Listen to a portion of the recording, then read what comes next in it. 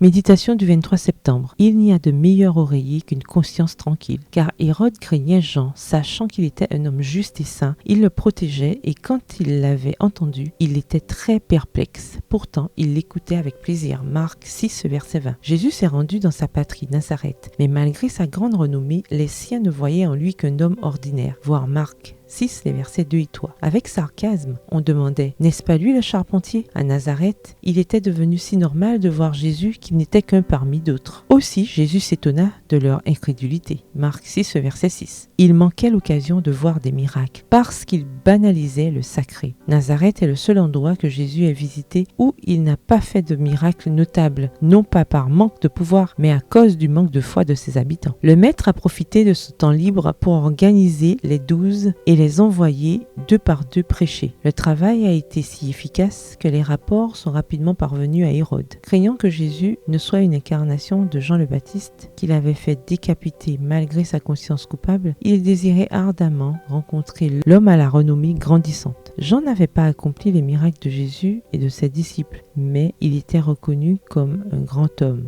un prophète. Et comme Jésus lui-même l'a dit, il a été le plus grand homme qui ait jamais vécu sur terre. Voir Luc 7, le verset 28.